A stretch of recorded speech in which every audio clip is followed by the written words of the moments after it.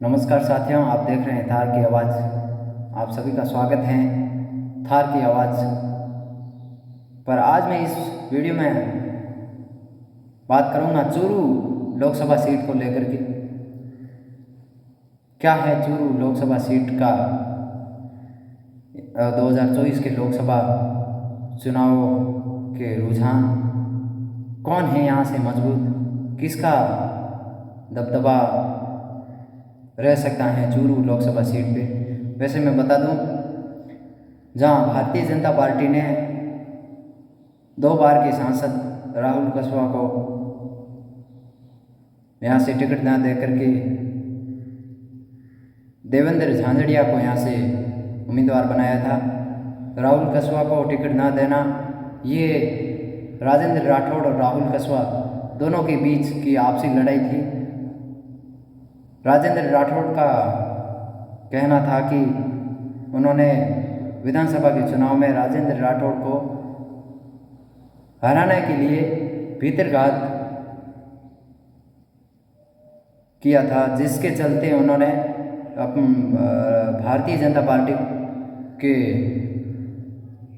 आला कमान तक इस चीज़ को लेकर के शिकायत की थी, जिसके बाद से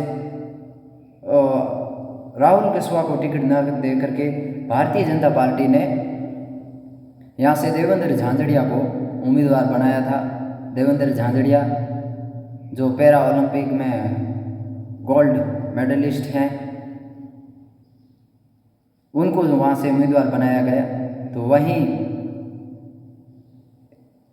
उनके टिकट, राहुल कुशवाहा के टिकट कटने के बाद से वे भारतीय जनता पार्टी से नाराज होकर के राष्ट्रीय कांग्रेस पार्टी की सदस्यता ज्वाइन करते हैं और वहाँ से कांग्रेस पार्टी उन्हें उम्मीदवार घोषित करती है। वैसे इस सीट पे बता देता हूँ, 1999 से लेकर के 3 बार तक राहुल कुशवाहा के पिताजी राम सिंह कुशवाहा जो सांसद रहे, उसके बाद 2 बार उनका बेटा राहुल कुशवाहा जो मोदी जी के राज में, मोदी जी के कार्यकाल में 2 बार के सांसद रह चुके हैं, उनका टिकट काट करके देवेंद्र झांझड़िया को दिया। और वहाँ से राहुल कुशवाहा भारतीय जनता पार्टी के इस व्यवहार से नाखुश होते हैं और अपने समर्थकों से गुहार करते हुए नजर आए। उसके साथ नाराज़गी के बाद, नाराज़गी इतनी जाहिर की, नाराज़ होने के बाद से वहाँ से राहुल कुशवाहा को राष्ट्रीय कांग्रेस पार्टी ने अपना उम्मीदवार बनाया और उस सीट पे उन्हें टिकट दिया गया। चूरू सीट से टिकट देती हैं। उसके बाद यहाँ का मुकाबला राहुल कुशवाहा और देवेंद्र झांझड़िया के बीच सीधी लड़ाई हो जाती है, जहाँ देवेंद्र झांझड़िया जो पैरा ओलंपिक गोल्ड मेडलिस्ट हैं, राहुल कुशवाहा पार्टी से सवाल जवाब भी करते हुए दिखेगा आखिर मेरी क्या गलती थी जिसके चलते मुझे यहाँ से टिकट नहीं दिया गया। मेरे टिकट कटने का कुछ कारण मोदी जी से पूछते हुए नजर आए। उसके बाद उनको कांग्रेस पार्टी से जब उम्मीदवार घोषित किया, उसके बाद यहाँ की स्थितियाँ कुछ ऐसी बनती हुई नजर आई।